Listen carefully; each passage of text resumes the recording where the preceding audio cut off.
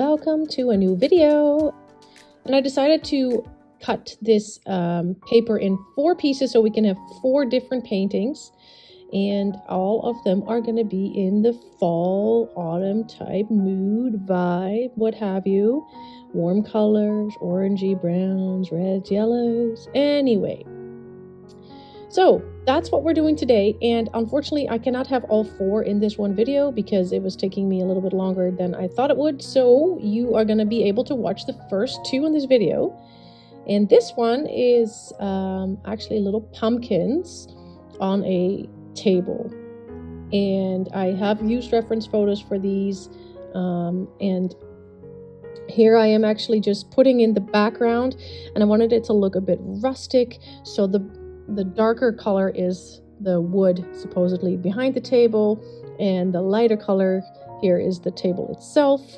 So I just put in the background and went from there.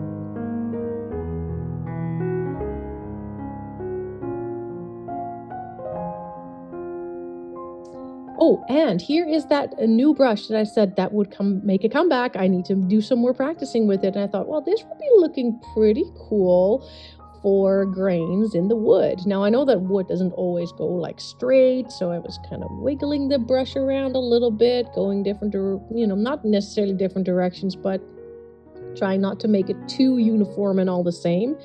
But it definitely was fun to pick that one up again and see what else I can do with it.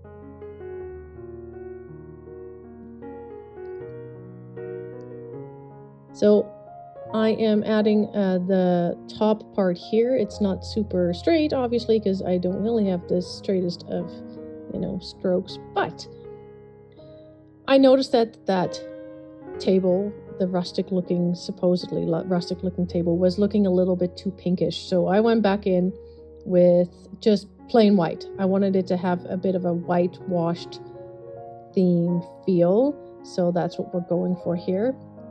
And after I added the white, I went back in with a bit of a lighter, maybe a yellowy type tone, trying to even it out, trying to get some warmth back into it. And I don't think the background is bad. I think it is a great base. It just needed a little bit more warmth, a little bit more texture.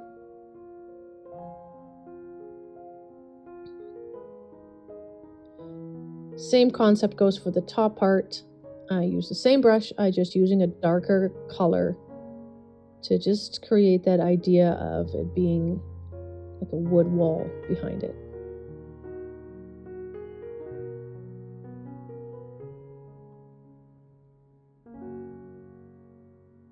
And there goes the warmer color. These 2 brushes are going to be used next for the pumpkins. Now, I've kind of fast forwarded a little bit. So I started to go in just with the plain orange that I have. Now, I thought it was going to be opaque enough, but it wasn't. So there was a lot of the background shining through. So I had to go over that pumpkin quite a bit. That's why it's looking pretty wet and textured, because there's a lot of paint on there because I couldn't cover what I've already put on the canvas. So lesson learned. How opaque this paint is. Now, this is not the Liquitex, by the way. So although the other paints that I'm using now definitely are, but you see that bright orangey color? Yeah, that was more lower end type paint, so therefore it wasn't really covering. Anyway, so I went in with thick paint just to try to make sure that it would actually cover the color in behind. Okay, so going in with that's kind of a roundy brush. I need to get the stems in there, and I decided to go with a bit of a sagey greenish color to start with, kind of my base color.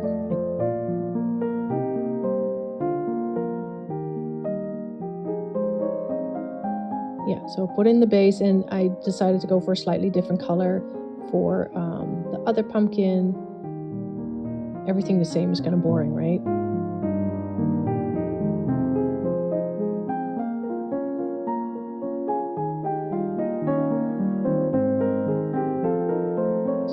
And back in with a darker color to create some shadows.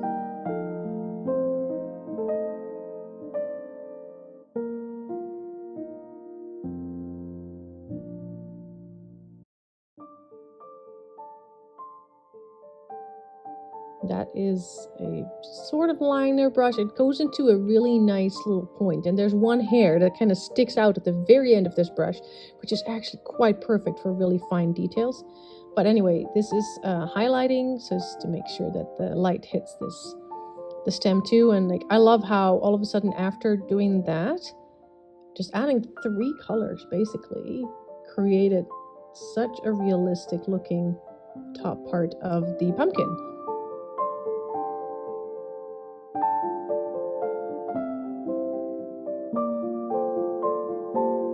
There is my liner brush, the longer one, trying to get those, lines into the pumpkins. I've never painted pumpkins before in my life, so this was the first time. You can let me know by the end of this video what you think.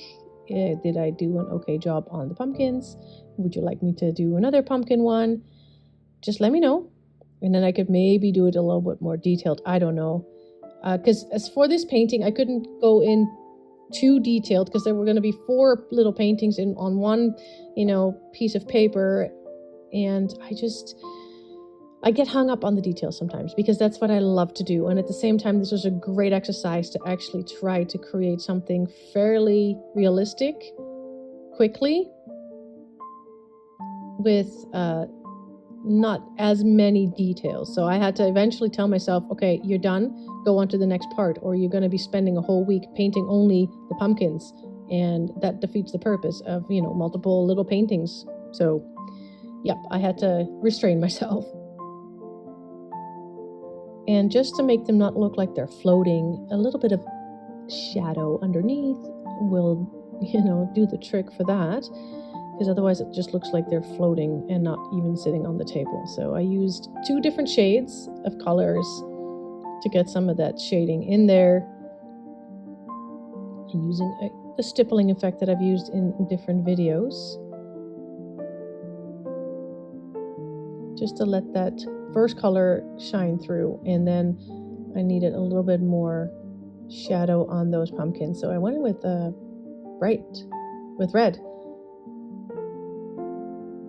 Well then, that was the end of the pumpkins. Don't worry, you'll see the end result again at the end of the video.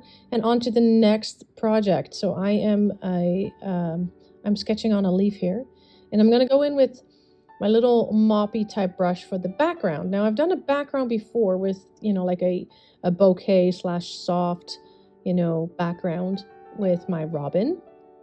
And I'll pop that video up for you if you want to take a look at it. But I figured I need to do a better job at creating a background. So here was my chance to try a slightly different strategy. Now I've bought a filbert brush. This is what you're seeing right now. And I'm using it to just blend the colors together a little bit better. It's a very soft brush, so you can very easily, move the bristles around. And I had to work fast because, as you know, acrylic paint dries quick. So I went in with the filbert brush while the paint was still wet.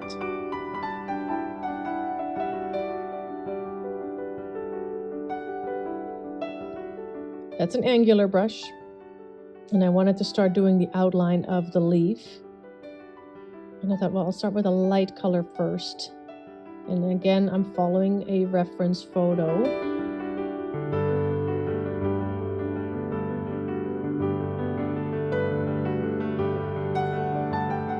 In with the bright red. This is just the red straight out of the tube, nothing mixed in with it, maybe a little bit of medium. But I thought, well, fall ain't fall if there are some bright red colors in it, right? So here we go. Just filling in some spaces, kind of following along with that reference photo. And again, a reference photo is just that, right? It doesn't have to be a complete and total copy. You use it to guide yourself.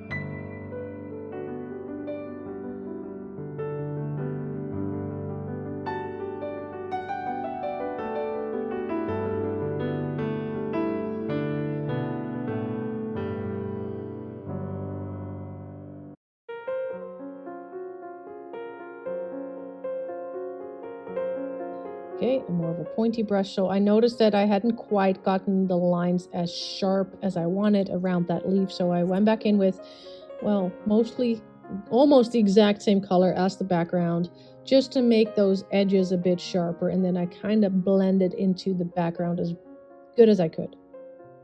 It was quite satisfying to do this, to be honest. I loved like putting those lines down.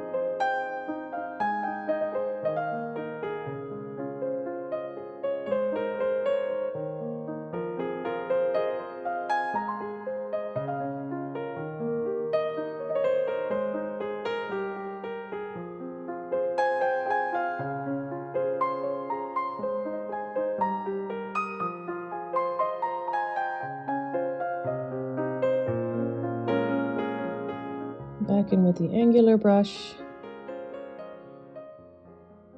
Getting some little yellow details here and there. Right now it looks like this leaf is on fire. I loved this stage actually. It looked so cool.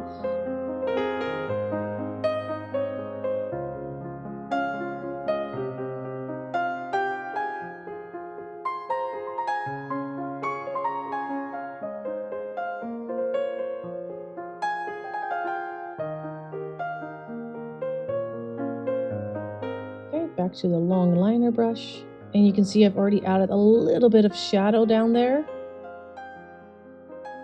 So yeah, I'm trying to put in all the tiny little, veins into the leaf. And this was quite satisfying to do. I got to be careful. Very little pressure on the brush.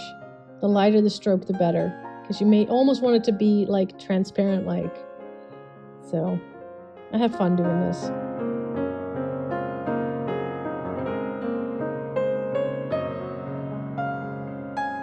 As I just mentioned, I did start a little bit of a shadow, and then I went back over with a darker color. This is mostly Payne's Gray.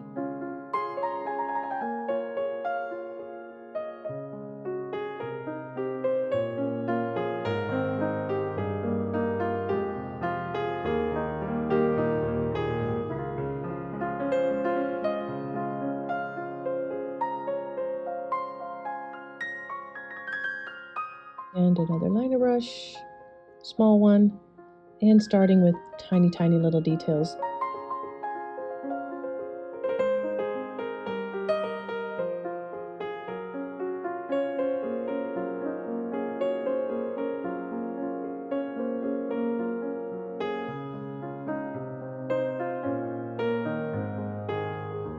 I kind of live for this. I love it. So it's kind of like a brownish, greenish, somewhat mid-tone color to just add those spots and dots that you will see on leaves. Pick up a leaf and see what you can find on it. Once I started painting this leaf, I'm like, wow, there's a lot of detail to a leaf. And I was having a lot of fun with it.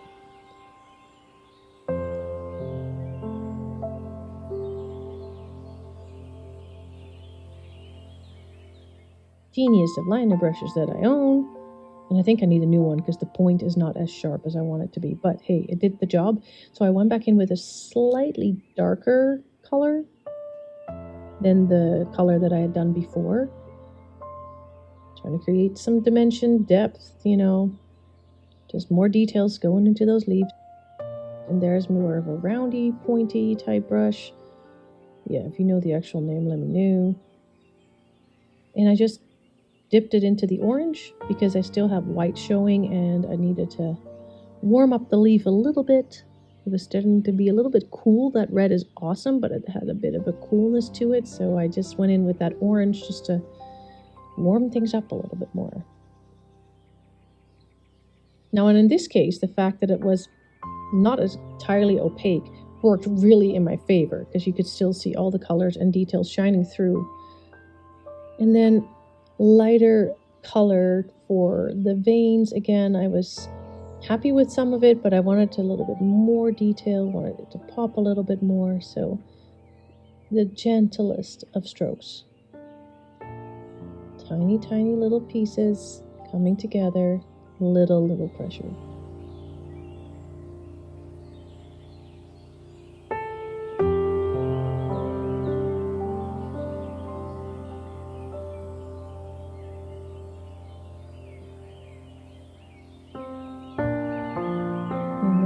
Putting in the finishing touches, and I must say I'm quite happy with the leaf. That made me very content. It turned out really well, in my opinion. Let me know what you think.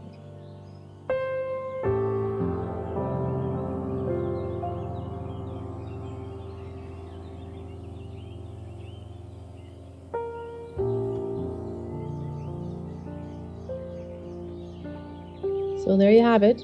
2 little paintings giving you some autumn mood, some fall vibes. Let me know what you think in the comments. I thank you so much for watching, and do know that there's going to be a part 2 because look at that. I still have 2 empty spaces to fill. Don't hesitate to subscribe. I hope to see you in the next one. Bye.